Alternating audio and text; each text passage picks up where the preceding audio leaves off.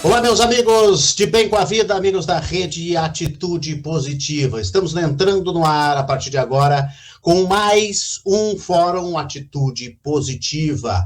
Infelizmente, eu que sempre sou um cara positivo, sempre um cara otimista, entro aqui sorrindo para vocês.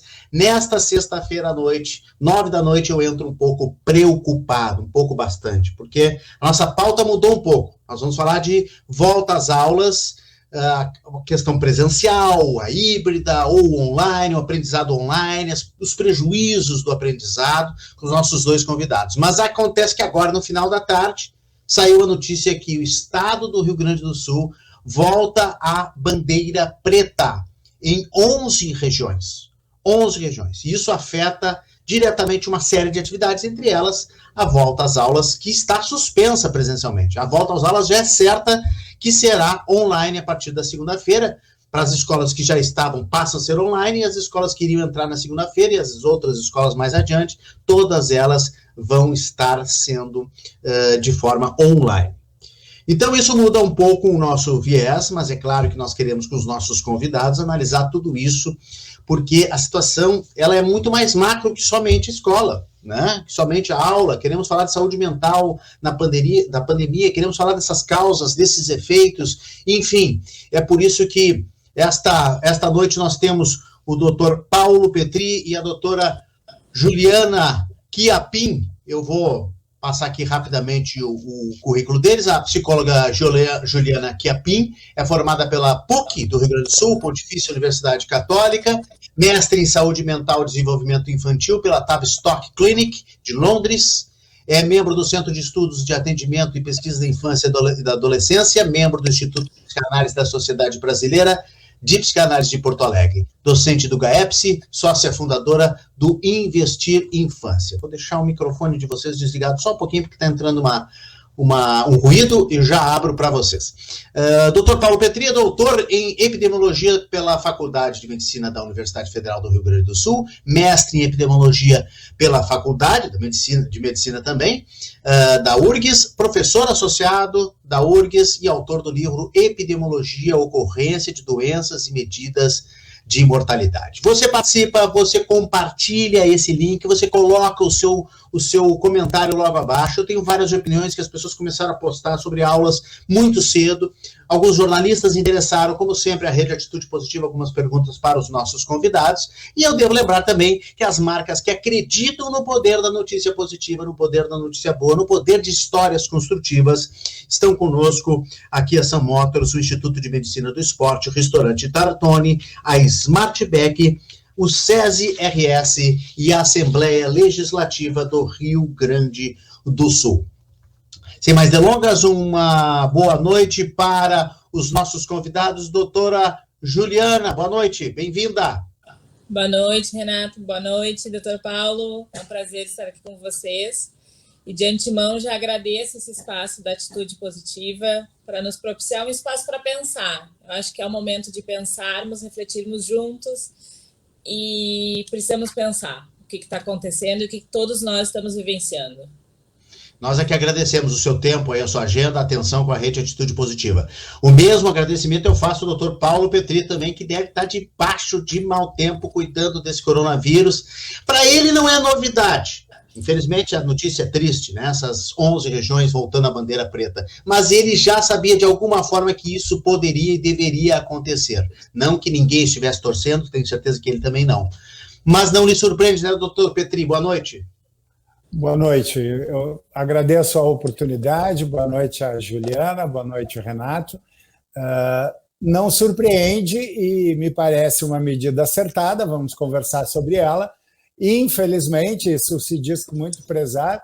Renato, você também é professor e sabe que o convívio com o aluno é fantástico, é sem dúvida importante, mas realmente vivemos um tempo de preocupação. Você abriu muito bem o programa dizendo estar preocupado. Acho que estamos todos.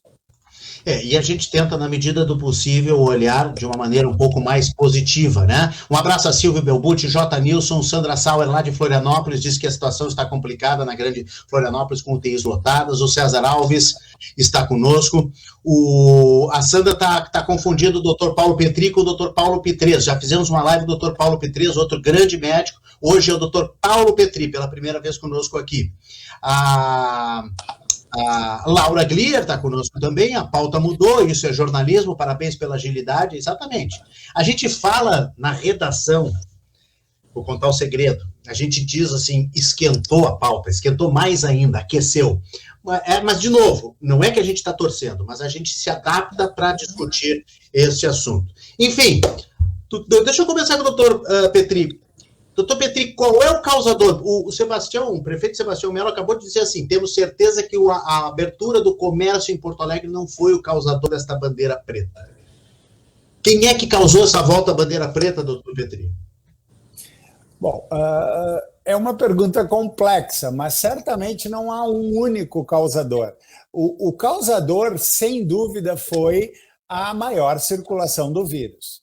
E ela se deve à mobilidade entre as pessoas, as medidas de flexibilização, e talvez não entrando na área da Juliana, que vai falar com mais propriedade, certamente esse negacionismo por parte de muitos, o cansaço, né, esse custo emocional que já há quase um ano de pandemia que não esperávamos viver e estamos verificando, essas ondas que se repetem, eu até não gosto de falar em primeira, segunda e terceira ondas, porque no Brasil, com uma média de mortes de mais de 1.000 pessoas por dia, nós ainda estamos na mesma maré desde o princípio e ninguém esperava esse tempo tão longo.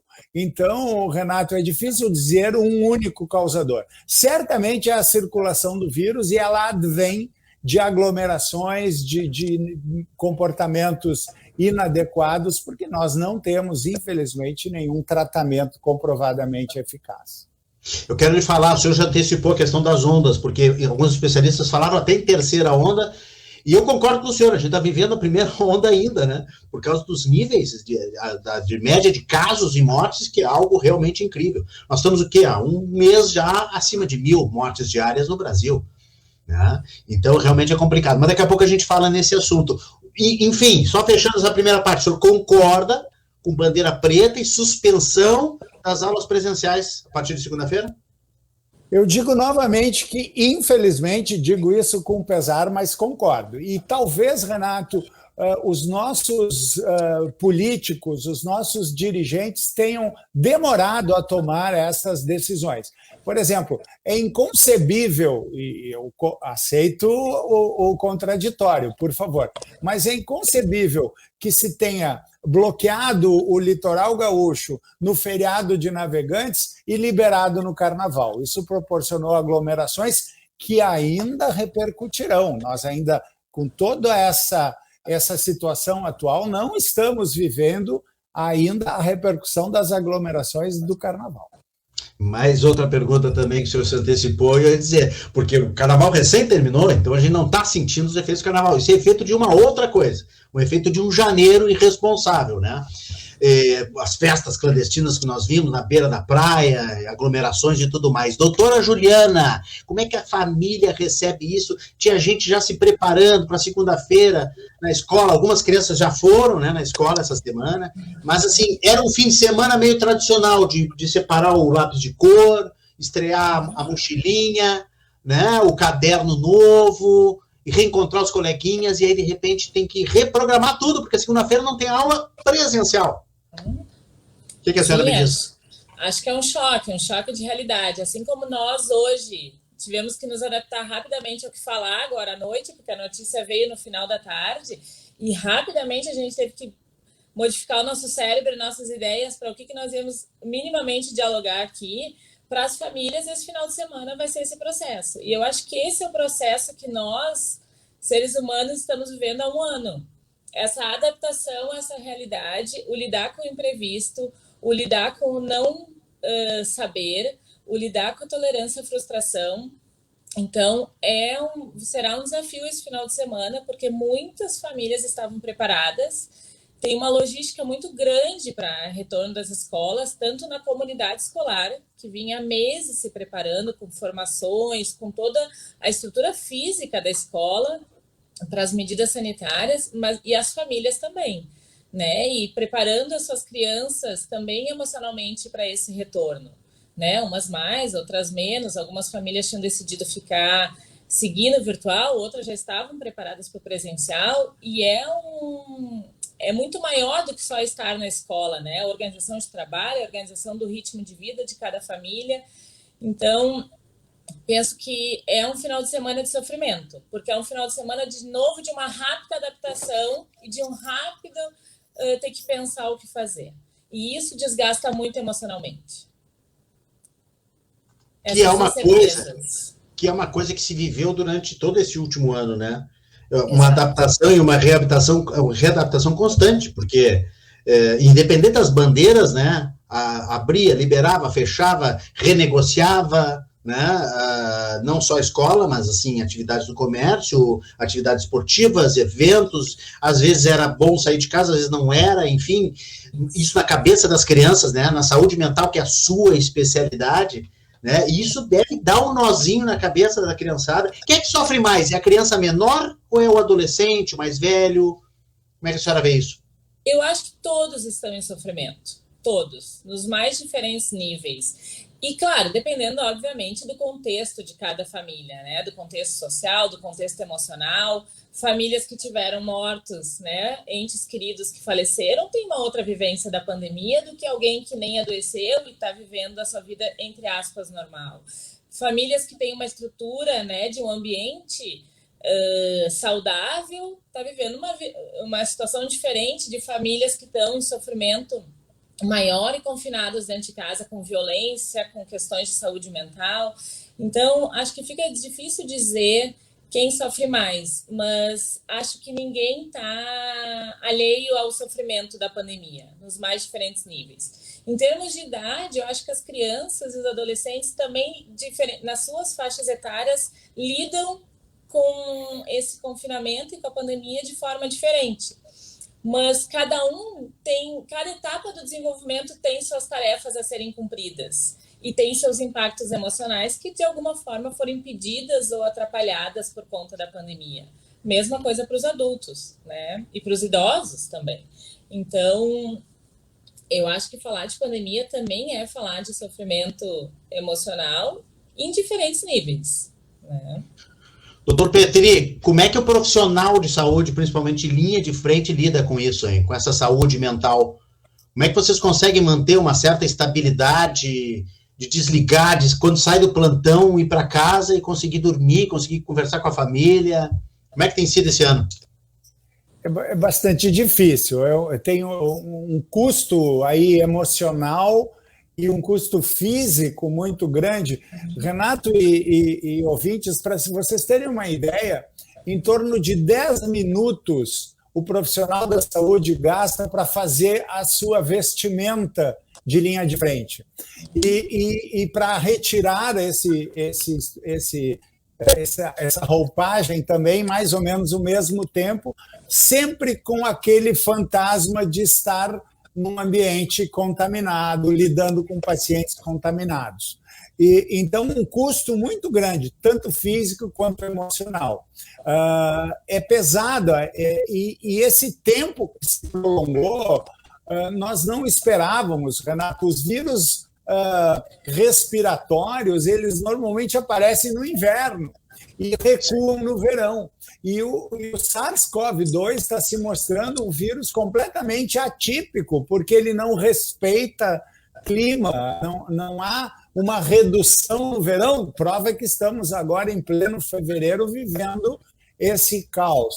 E o que nos assusta muito é que esses profissionais também adoecem, e também adoeceram, muitos deles adoeceram.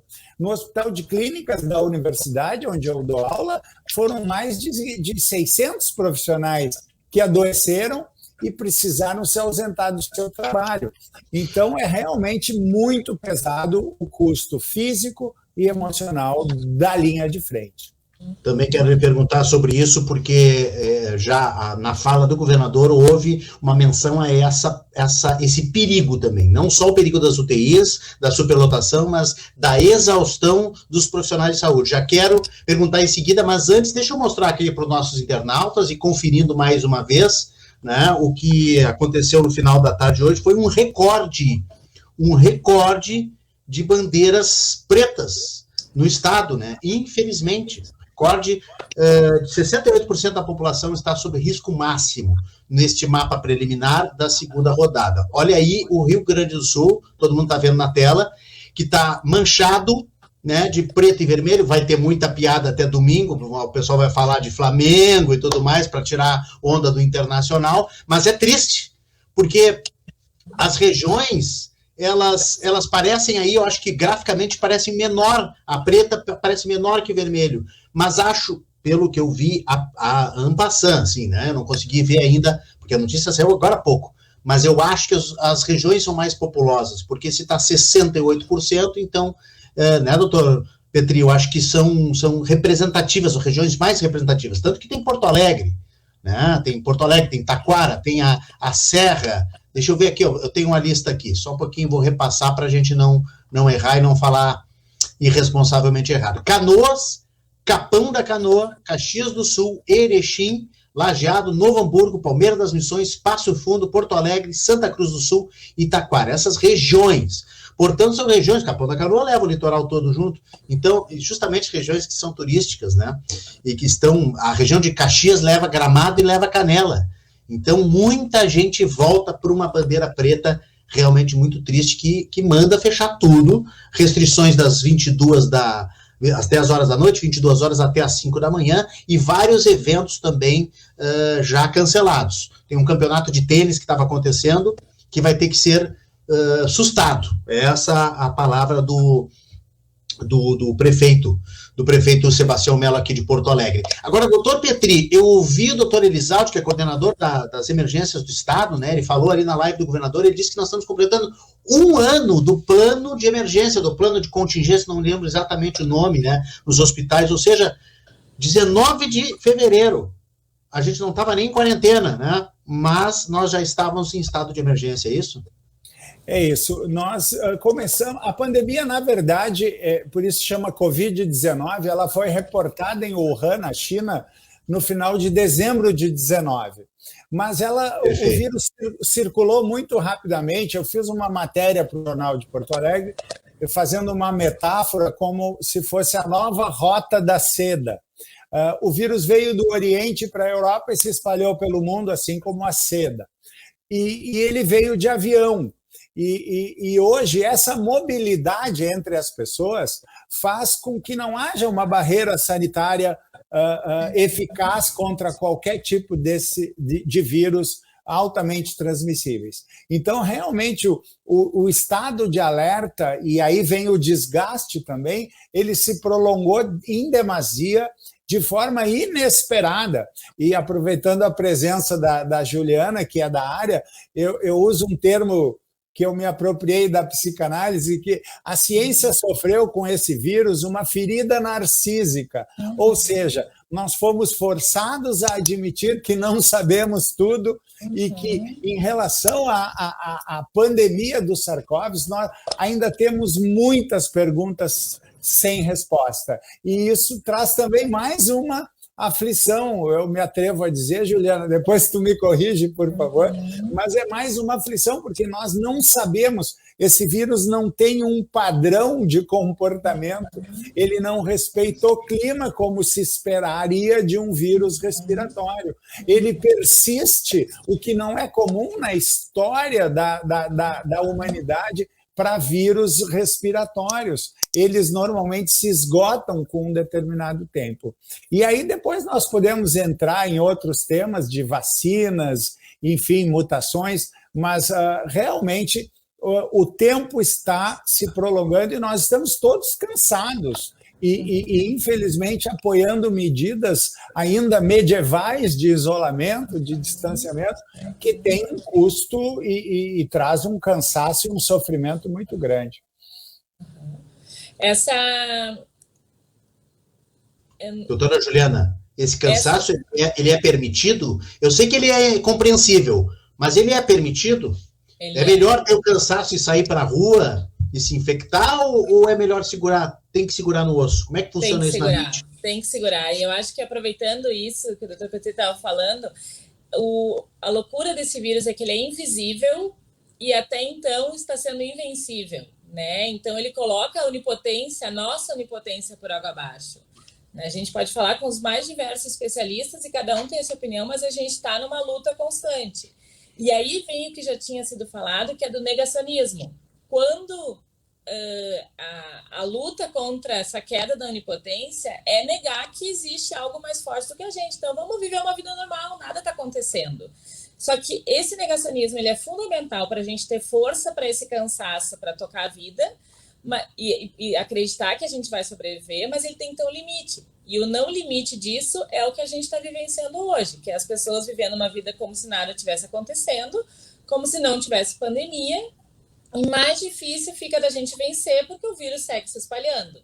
Então é um paradoxo todo o tempo, da gente poder ter força para viver e seguir uma vida, mesmo na pandemia, mas seguir uma vida com limitações. E o que a gente vê muitas vezes é a negação da realidade, do risco de vida, do risco de adoecimento, e aí colocando todos em risco, né? Então, é um desafio constante e quanto mais se prolonga, mais complexa fica essa questão. Então, tá difícil tolerar, né, a frustração, o cansaço, e é um cansaço real, e esse cansaço baixa a nossa imunidade, baixa a nossa capacidade de pensar e baixa a nossa capacidade de lidar com todo o sofrimento disso que a gente está vivenciando, de uma vida muito diferente do que todo mundo estava acostumado. Olha o que a Laura Glier está dizendo, ó. A senhora falou em frustração, a filha dela de 17 anos estava iniciando o último ano do ensino médio e ficou visivelmente frustrada com a nova suspensão das aulas presenciais. Então, realmente, além das famílias terem que lidar, né, com a saúde mental geral da família, do idoso, do mais novo e tal, de todo mundo em casa junto, ainda tem que lidar com essas frustrações, né?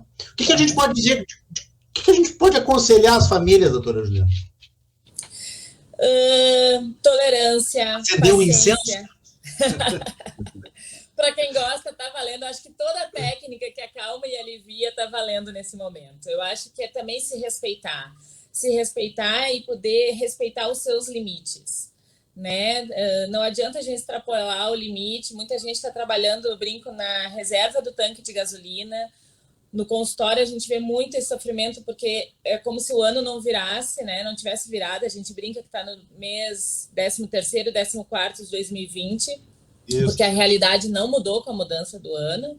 Então, é se cuidar na medida do possível, né? Com os recursos que cada um tem, porque já se fala muito, né, nos países da Europa, na Ásia também, já se fala na pós-pandemia, que é a pandemia em saúde mental, e nós já estamos nela, né? A gente vê diariamente a intensidade do sofrimento das mais diversas formas, né? E isso também baixa a nossa imunidade.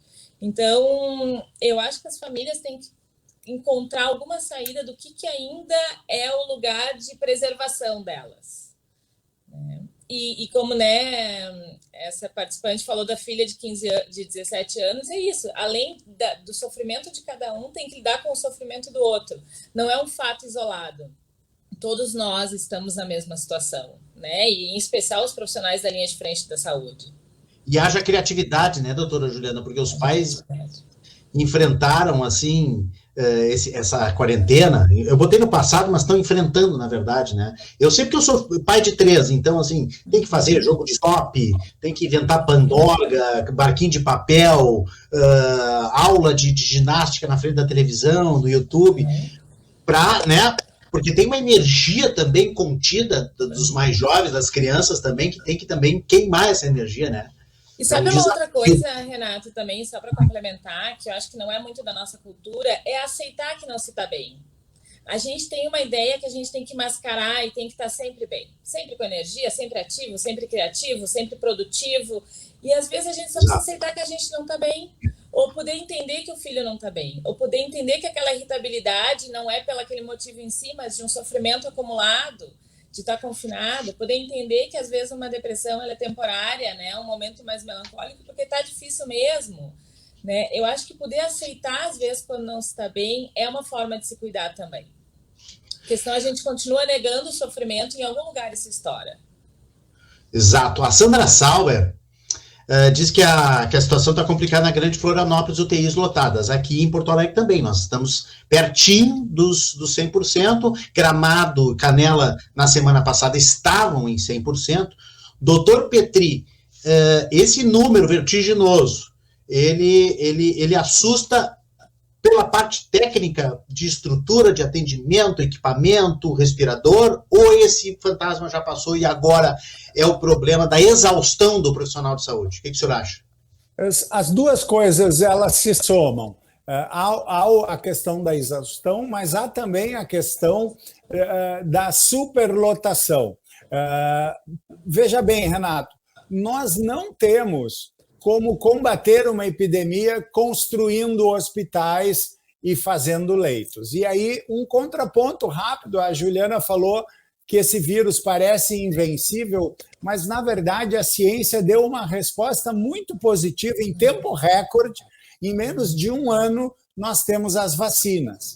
E as vacinas já estão mostrando resultado positivo e mostrando que o vírus pode ser vencido por duas medidas. A primeira delas, na Europa, especialmente no Reino Unido, onde nós já temos dados bastante consistentes, o Reino Unido vacinou 25% da população e já está mostrando uma enorme redução, na casa dos 50%, de internações e mortes. Os idosos, que são o grupo de faixa etária mais acometido por mortes, já não estão morrendo quase que em 50%. Então, o vírus está sendo vencido. O grande problema no Brasil, e aí... Doutor Petri, desculpe interromper. Só para mostrar aí, essa notícia está no nosso site, vamos fazer um merchandising aqui, uma propaganda. A vacina contra o coronavírus, o Reino Unido já está mostrando os primeiros sinais de uma possível queda de mortes. Essa matéria está lá no nosso site, redeatitudepositiva.com.br. Aí tem os gráficos ali, ó, tem os gráficos de pessoas mais velhas caindo. Perfeito, com os números que eu citei. E o grande exemplo, Renato, é Israel. Israel já vacinou em torno de 80% da população e os números de quedas de internações e mortes são assombrosos. Aí, Israel. Exatamente. Eu gostaria de pegar o gancho do esporte. Eu sou suspeito, eu sou filho de um ex-presidente do Grêmio, Rudi Armin Petri, e um gremista, mas eu não vou falar daquela bandeira do Flamengo, porque os tempos não estão para brincadeiras. Seria uma piada de mau gosto, né? Seria, nesse momento, uma piada de muito mau gosto. Completamente mau gosto. Mas, pegando a área do esporte, eu faço parte de uma assessoria médica da Federação Gaúcha de Futebol, e a discussão era justamente se poderíamos ter público nos estádios. E a resposta já foi dada hoje pelos nossos governantes, com as bandeiras pretas. O que eu digo de novo, como nas aulas, que professor que sou, com muito pesar, como desportista que sou. Eu também gostaria de estar frequentando os estádios, mas a gente não está em momento de aglomerações. E elas são fatalmente as medidas que temos que adotar, porque junto com os números, Renato, que você mostrou aí muito oportunamente, tanto de Israel quanto do Reino Unido, está também as medidas de lockdown que foram adotadas. Então, a gente ainda não sabe bem o quanto atribuir às vacinas e o quanto atribuir ao lockdown, que lá foi rigoroso, não muito um faz de conta que se viu aqui com permitindo festas e etc. Que nem na Nova Zelândia, né, doutor Petri? Baixou, apareceu 3 casos, pum, lockdown. Perfeito. Depois rever, né? 3 dias depois parece que levantaram. Então, o mais importante é tomar a iniciativa e analisar, e depois, se for o caso, flexibiliza. O senhor falou em futebol, mais uma vez o exemplo de Israel, mais uma vez no nosso site também. Israel está vacinando jogadores e pretende fazer futebol com torcida imunizada. Organização, planejamento, a gente sabe que tem dinheiro também, que tem recurso, né? Que não seria o principal problema do Brasil, depois das notícias aí que a gente viu que andamos perdendo pedidos, né, de compra de vacina, mas, assim, principalmente organização e planejamento, algo que já foi referido aqui também numa outra live nossa, que o Brasil podia se inspirar. Israel está dando um show, né, está dando um show de inspiração para o resto do mundo. É verdade. Está lá no nosso site também. Eu gostaria de complementar essa questão, Renato, que eu total concordo com o Dr. Petri. Eu acho que quando eu comentei no Invencível, talvez é contaminada pela situação do Brasil, né? O desespero do não saber e do não ter diretrizes claras dos próximos passos. Eu sinto como se a gente estivesse vivenciando hoje, março do ano passado. Já temos um ano de pandemia, já sabemos muita coisa, já temos muitas experiências de outros países. E se a gente voltar ao tema das escolas, nós não temos diretrizes ainda de um Ministério da Educação do que exatamente fazer. Da saúde nem vamos falar, né? Então, eu acho que são questões, e por isso que espaços como esse são tão importantes para a gente falar de ciência, falar de dados reais, falar de outras experiências de sucesso. Porque, em termos de saúde mental, uma das questões mais desesperadoras é exatamente não saber. E não saber os próximos passos. Exato. Porque a situação pode estar complicada, complexa, mas se tu tem uma visão de futuro, isso acalma, alivia e aumenta a capacidade de tolerância. Quando não se tem, o desespero aumenta. Então, e acho que é fundamental que a gente possa cada vez mais falar sobre isso cientificamente, com dados claros e reais, exatamente para se traçar planos consistentes. Né? Porque em alguns momentos parece que a gente está perdido aqui em determinadas situações, né? A falta de perspectiva nos traz uma insegurança, né? Isso. E aí todos nós ficamos bem perdidos. Deixa eu atender aqui um pouquinho os nossos internautas. A Sônia Brúzios é moradora lá de Tramandaí, diz que é lamentável, mas era previsível a bandeira preta no litoral, visto tudo que aconteceu, né? As fotos, os vídeos que a gente viu, infelizmente, nossa solidariedade, e vamos ter que tentar puxar o freio de mão agora. Fico com um pouco de pena do pessoal que alugou casa, agora na segunda quinzena de fevereiro e tudo mais, mas vai ter que se cuidar bastante.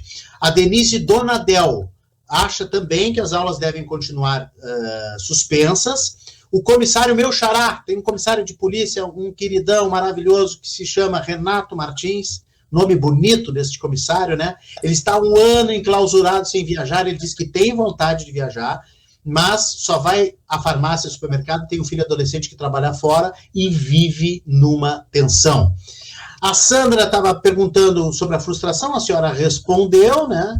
E o Silvio Belgutti disse que o filho dele decidiu que só vai voltar às aulas presenciais depois de vacinado. Por mais que sinta a falta dos amigos, considera mais importante estar vivo e são para desfrutá-los depois. Ao que concordei, disse o Silvio. Eu acho que seria mais prudente realmente, né, se a comunidade escolar, depois da comunidade escolar ser vacinada, né, voltar às aulas, né, doutor Petri? Eu acho que é meio lógico.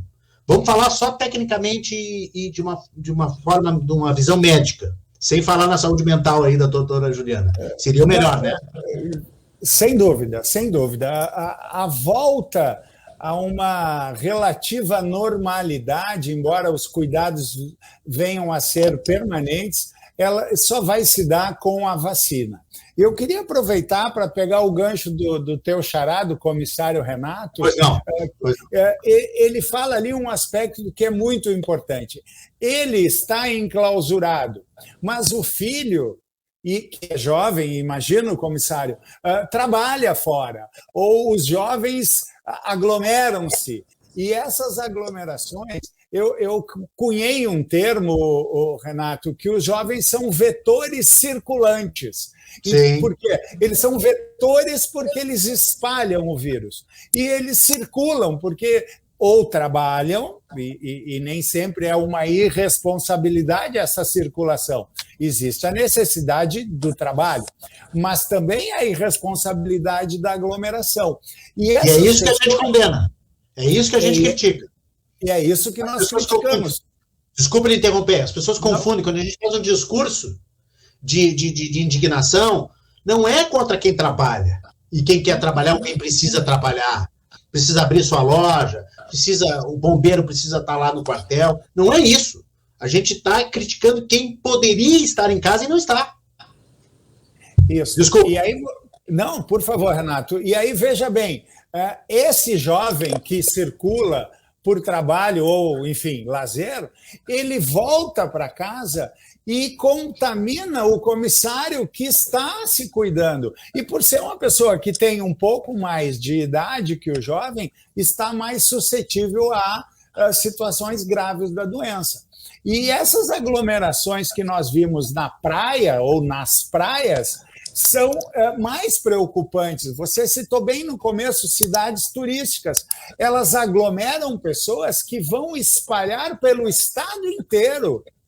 Só pensando no Rio Grande do Sul, talvez até fora Brasil. Mas, no mínimo, o estado inteiro espalhar o vírus e levar este vírus para casa, para aquelas pessoas, ou seus pais, ou seus avós. E esses números que nós, na epidemiologia, trabalhamos, nós temos mais de 2,5 milhões de mortes no mundo inteiro. São quase 250 mil mortes no Brasil, 12 mil mortes no Rio Grande do Sul. Isso não é um número na tabela, isso é uma pessoa, é uma família que a professora Juliana referiu bem, alguém que perdeu um ente querido, sabe o que nós estamos falando.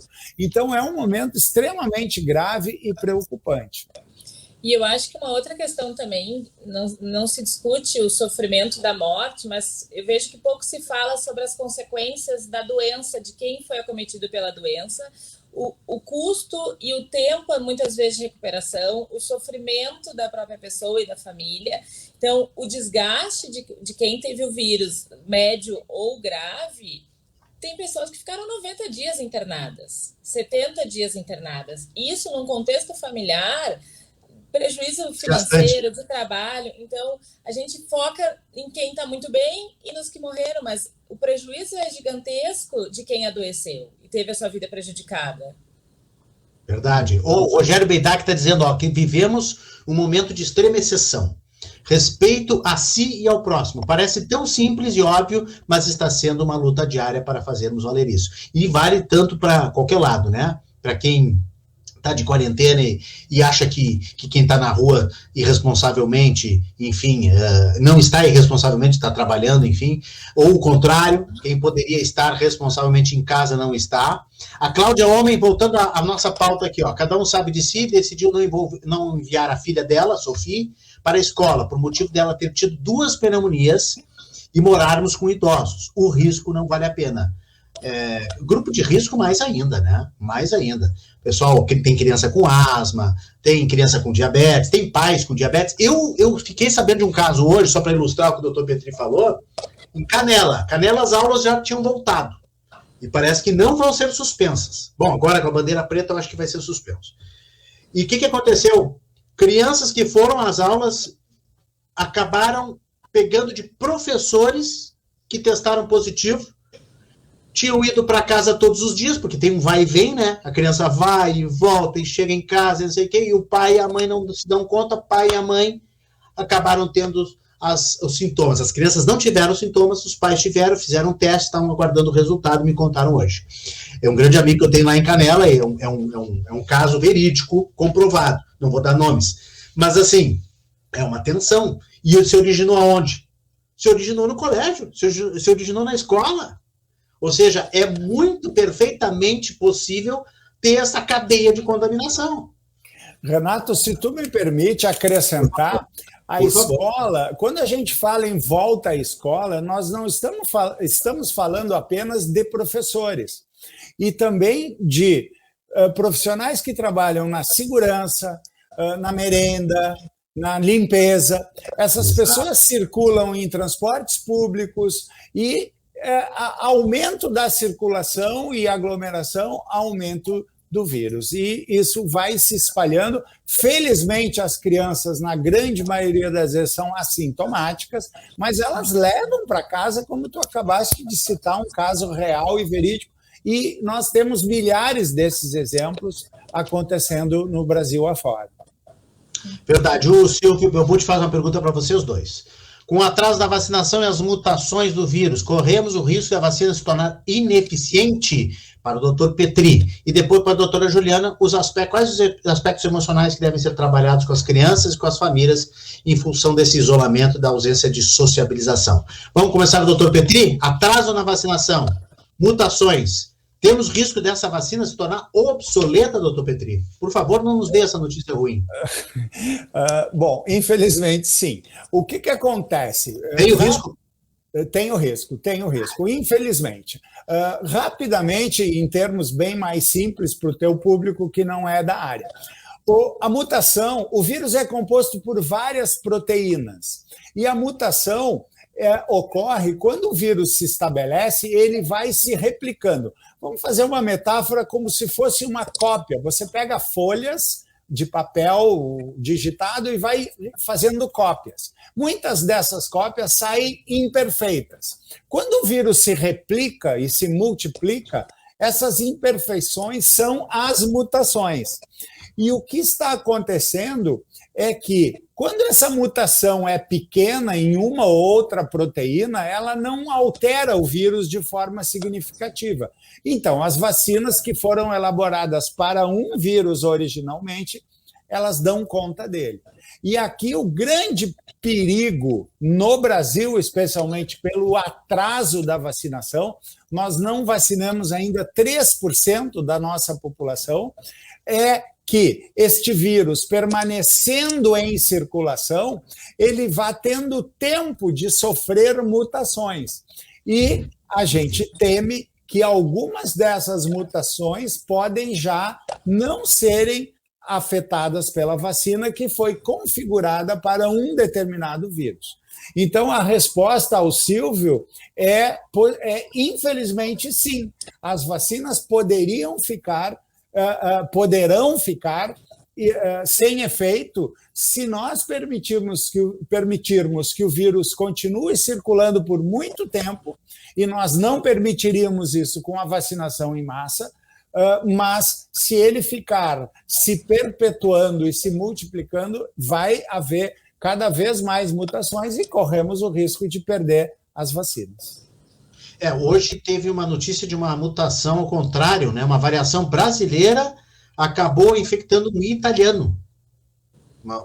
É uma loucura, né? Porque nós estamos tendo uma mutação que veio de Manaus, por exemplo, para Porto Alegre, que para o Rio, 2 mortes já no Rio. Isso. Né? Uma morte na Serra, em Gramado? Uma morte na Serra, de um senhor idoso, né? No meu caso aqui do Rio Grande do Sul.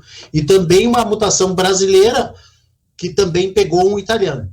Então, eu vou tentar achar essa notícia para dar mais informação. O Silvio, então, pergunta para a doutora Juliana, questão dos aspectos emocionais trabalhados com as crianças e com as famílias em função do isolamento e essa ausência de socializar, que é uma coisa do ser humano, ele precisa socializar, ele precisa fazer um churrasco, precisa abraçar as pessoas, precisa conversar com os amigos e não está podendo há um ano, né? Uhum. Acho que a primeira coisa é ficar atento aos sinais. Como é que está o sono, como é que está a alimentação, como é que está o humor, como é que está a capacidade de aprendizagem, como é que estão os relacionamentos em casa. Acho que a primeira coisa é ficar muito atento, né? Os pais conhecem seu filho, sabem como é que ele geralmente funciona e ficar atento a sinais diferentes do que se chama, né, da normalidade do dia a dia dessas crianças. Com questão à socialização, eu sou totalmente contra a ideia de que as crianças de hoje são nativas digitais. O ser humano não é digital, o ser humano é do relacionamento. A gente se faz humano através do relacionamento. A gente necessita disso para viver, assim como a gente precisa do ar para respirar. Mas a questão agora é sobrevivência. Então, a gente precisa estar com essa socialização reduzida. Para muitas famílias foi uma descoberta, nem para todo mundo estar confinado foi ruim. Então, acho que é o momento de aproveitar o que dá para fazer dentro do contexto em que se vive e com o círculo bastante reduzido em que se tem. Para muitas famílias foi uma redescoberta do contexto familiar. Então, uma das saídas é ver o que dá para fazer nesse momento com quem se tem, com quem que está próximo. Tinha crianças de 4, 5, 6 anos que nunca haviam convivido com os pais em casa, desde muito cedo nas escolinhas, em turno integral, e agora estão nessa convivência maior e têm tido experiências muito positivas. Então, mas é um desafio. Me permita, e muito pai também, muita mãe que nunca tinha convivido com o filho. Isso. Se escondia atrás do trabalho, de alguma outra. O pai está ocupado agora. Né? Eu falo um pouquinho mais dos pais, porque os pais são, sim, mais omissos. Não estou generalizando. E para muitos tem sido um prazer, né? Tem sido um exaustivo, mas também um prazer. Tem sido muito legal. Alerta, cuidado com as telas. Né? Muito cuidado com as telas. Muitas crianças estão socializando através de jogos com os amigos através das telas, e isso tem um impacto. Né? Então, acho que nem dá para a gente entrar nesse tema, mas muito cuidado com a fuga nas telas. Isso é outra live, temos que marcar outra live. Mas tem uma resposta que a senhora pode dar para essa questão aqui, que é muito importante. Quais são os riscos da gente entrar 2021 adentro, ainda aprendendo online? Tem criança que não consegue aprender online. Tem criança que tem dificuldade. É exaustivo ficar 4 horas, às vezes, das 7h30 da manhã até o meio-dia, das 2 até as 6, que é a jornada do letiva, né, do escolar. E isso na frente do computador. Às vezes é, por demais, cansativo, né? Quais são os riscos? E isso que nós estamos falando de crianças com uma aprendizagem, com toda a capacidade de aprendizagem. Nem vamos citar as que têm dificuldade de aprendizagem, né? Estamos falando de uma criança média que é muito mais cognitiva do que nós, adultos, né? E que se adapta fácil ao virtual. Isso. Eu não me preocuparia nesse momento tanto com os riscos de aprendizagem. Eu acredito que toda aprendizagem pode ser recuperada em algum momento. O momento agora é de sobrevivência e de preservação da saúde emocional, da saúde física e da saúde emocional. Não tem essa história, vamos ter que recuperar o tempo perdido de 2020. O processo de aprendizagem é um processo de construção, assim como é a aprendizagem de vida. Então, o que não for feito não foi feito no ano passado, vai ser feito nesse, que ainda não der para ser feito nesse, nós vamos recuperar nos próximos. A escola, mais do que nunca, tem que ser um espaço de reflexão do que está se vivendo, e não da matéria específica. As matérias, os conteúdos são fundamentais, mas eles precisam estar integrados com a vivência do ser humano, com a vivência da criança.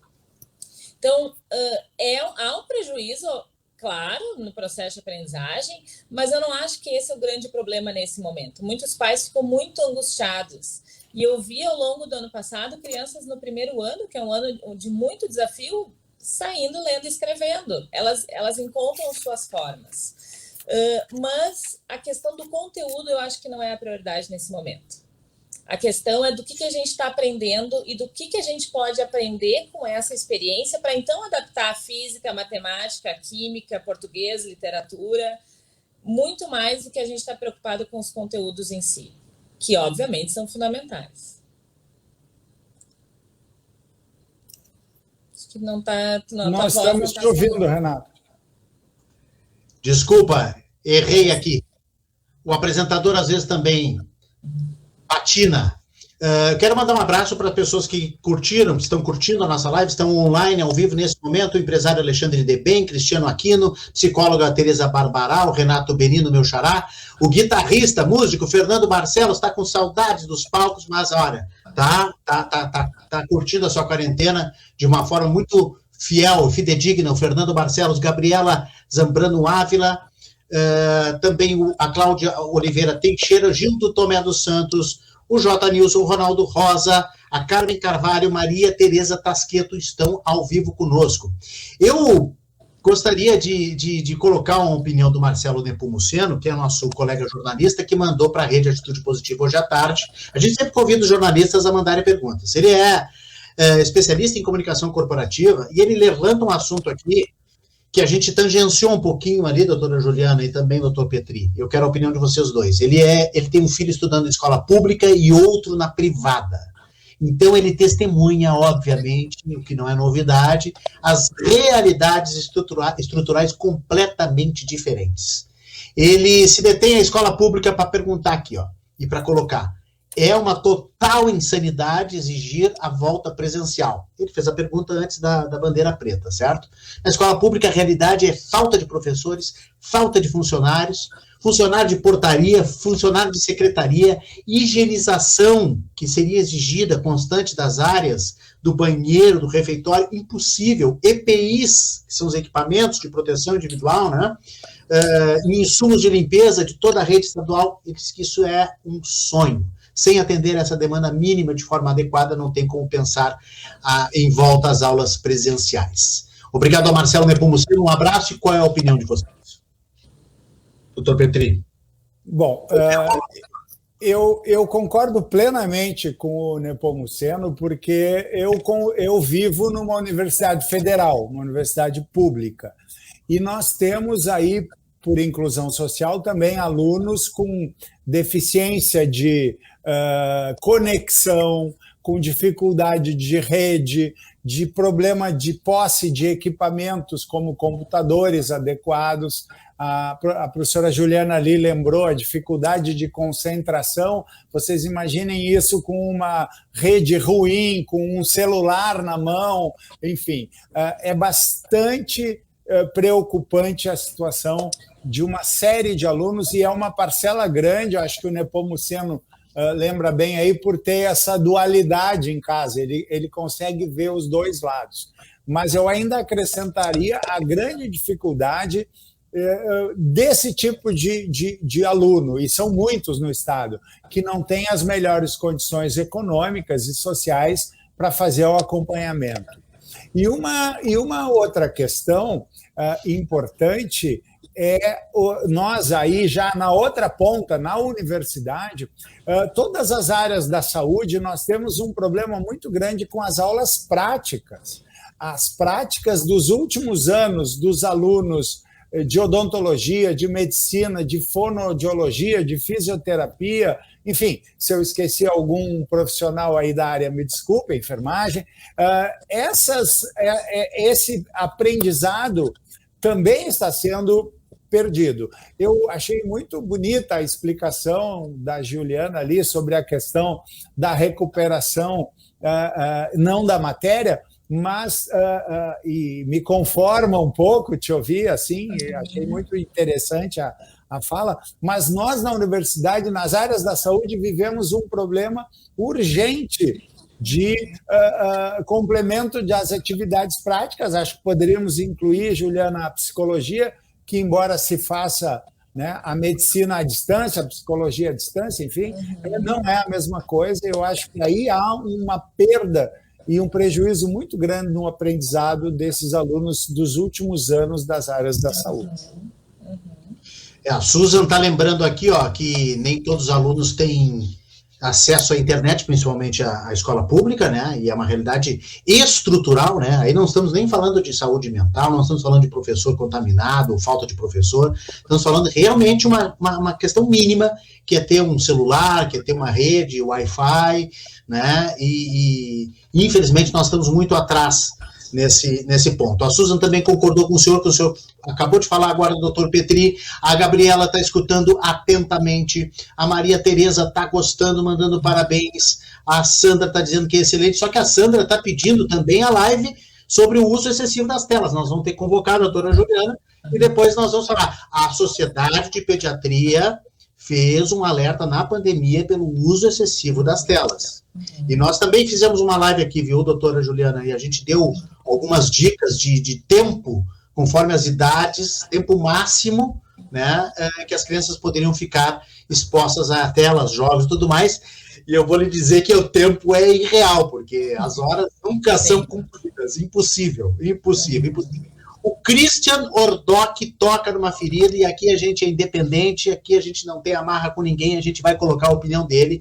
Ele disse que a pressão para abrir as escolas é econômica, tanto da rede particular para seguir cobrando, né, justificar essa cobrança, quanto dos pais para deixar os filhos nela trabalhar. A educação não é prioridade, sim economia. Eu concordo em parte com ele, porque eu acho que as escolas particulares, sim, querem justificar as suas mensalidades, suas estruturas e tudo mais, mas os pais que querem deixar os filhos não são tanto da privada, e sim da pública.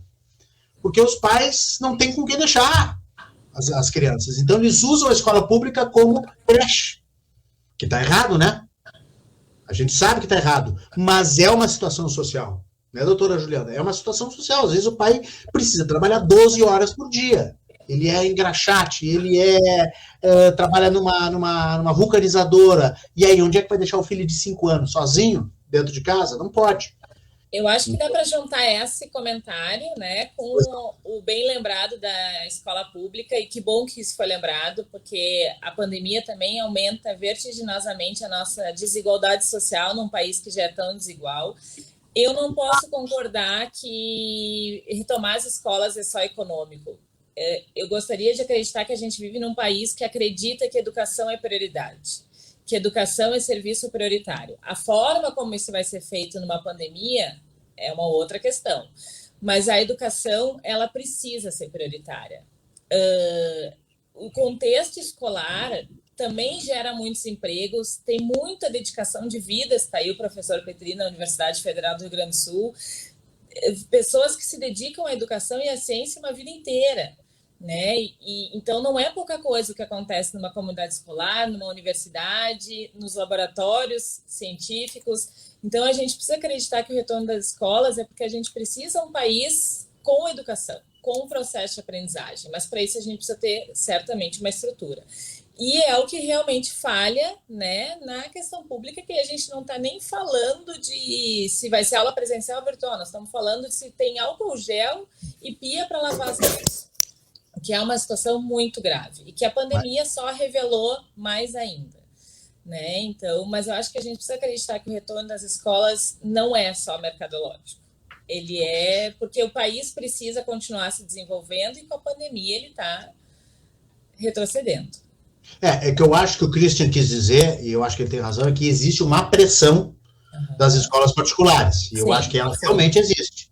Para justificar os gastos, os boletos, aquela coisa toda, que não é pouco, a gente sabe que uma escola particular hoje é bastante cara. E a escola online, a gente sabe também que existe uma economia, né? Não se gasta a mesma coisa de limpeza, de papel higiênico, de pessoal, né? De luz, de energia. A gente sabe que existe uma economia e o ano passado foi permitida essa redução, né? Os pais puderam pleitear para as escolas mais inteligentes, escolas inteligentes que deram desconto, né?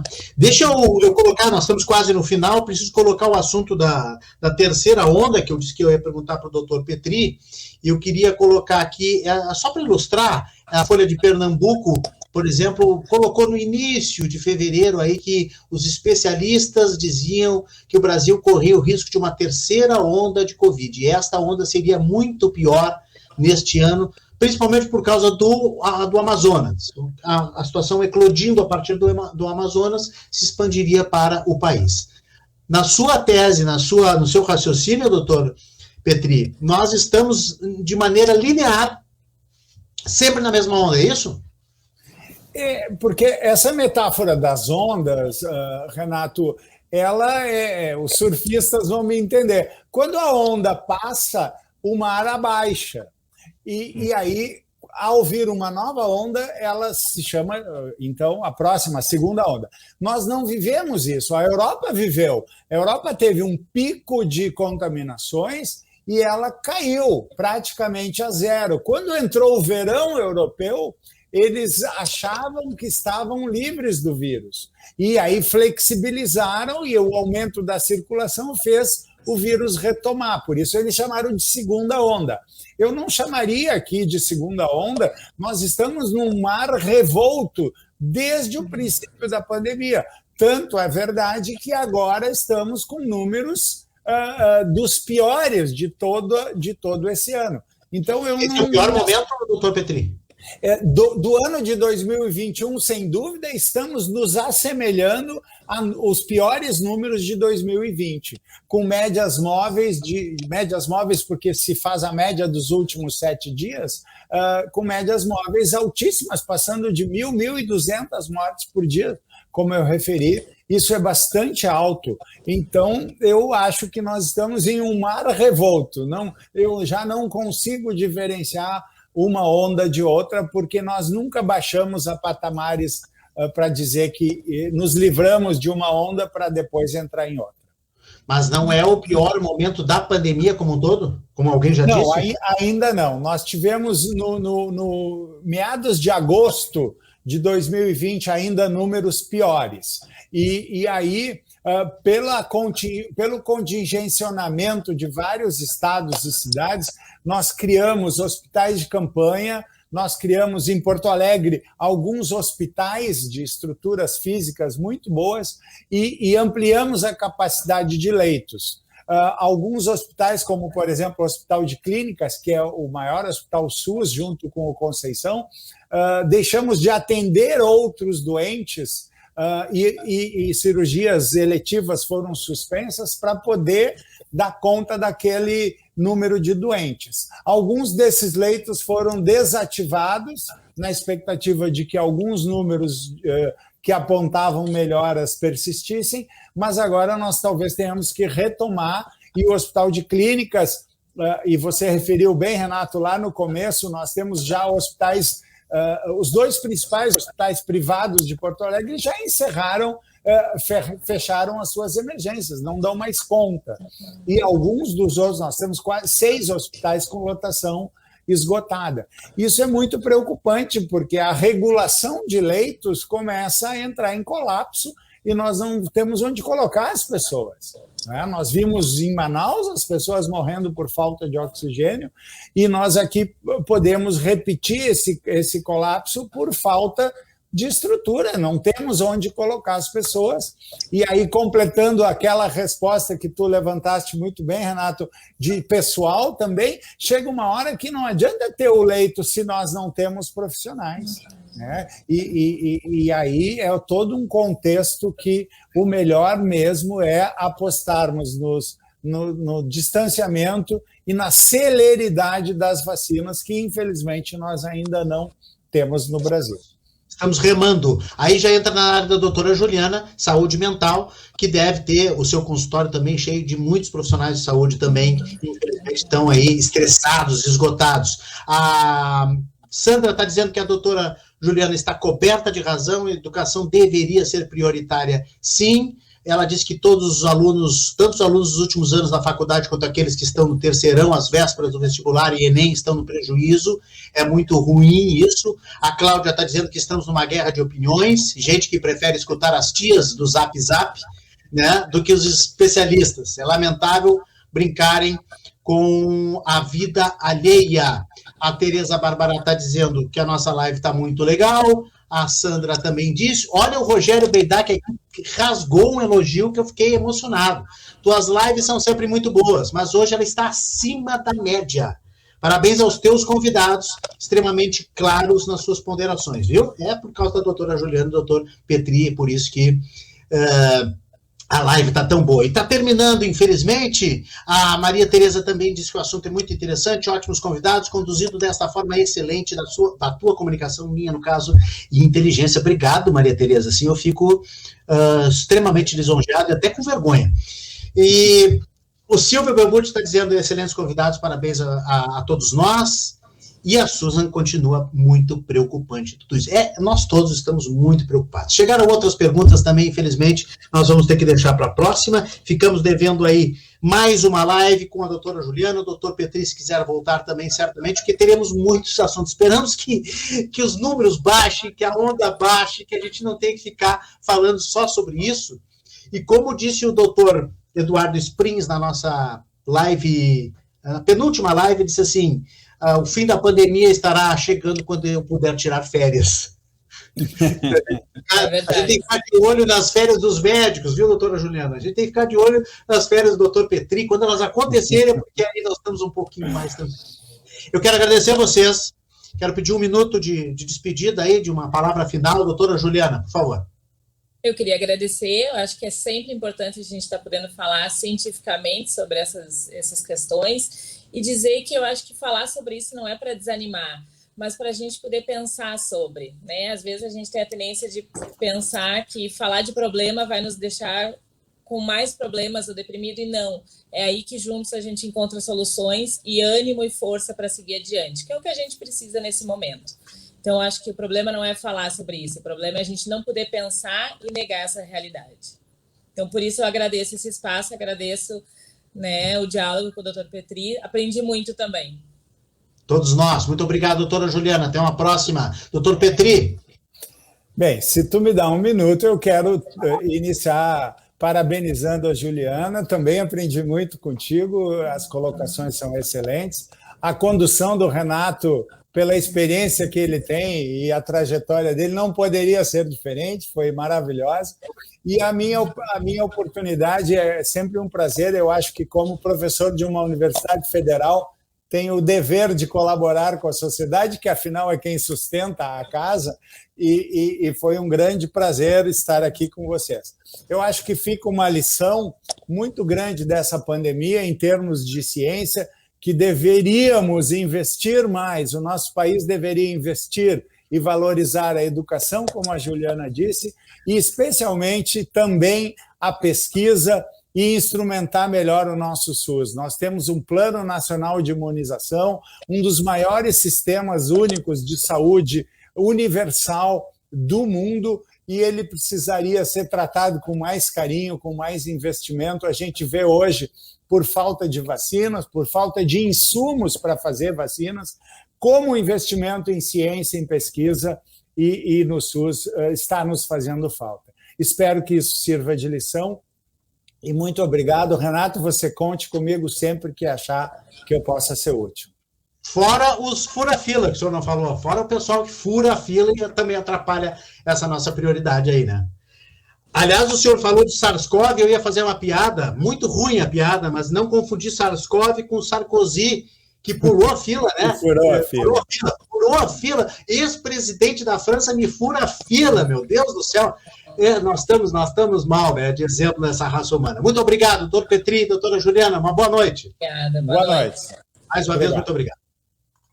Excelente nossa live aqui, olha, a Cláudia Homem está dizendo gratidão pelas explicações, a Sandra, gratidão a todos, Susan também, a Sandra convocou a Susan, que é a irmã dela, veio para a live, olha que legal, e assim as famílias vão se reunindo. Fabiano Portoluz, parabéns pelo grande debate, vamos fazer a nossa parte, diz a Sandra, excelente live. A Letícia Segabinazzi está assistindo de Uruguaiana. Vão mandando aí a cidade que estão, vão mandando as suas mensagens que a gente vai registrando aqui.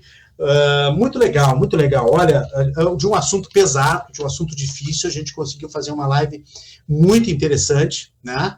As manas juntas, né? Lá em Floripa. Não sei se as duas estão em Floripa, mas através das redes elas estão unidas. E eu não sei se a gente conseguiu atingir, eu acho que sim, os nossos objetivos, pelo menos de falar da bandeira preta, da notícia que saiu no final da tarde de hoje, e tentar levar um pouco de informação, de serenidade, de tranquilidade para os nossos internautas. Deixa eu falar que eu estava tomando esse cafezinho aqui, ó, parece um copo amassado, né, um copo de plástico amassado, mas não é um copo de plástico amassado, é um copo de porcelana, que eu ganhei da ProTarget, agência de publicidade de Novo Hamburgo, da Maria Helena. Um abraço a Maria Helena da ProTarget, muito obrigado esse presente que ela me deu. E as marcas que estão conosco, sempre aqui nas nossas lives, nas nossas transmissões, são as marcas que acreditam no poder da informação positiva.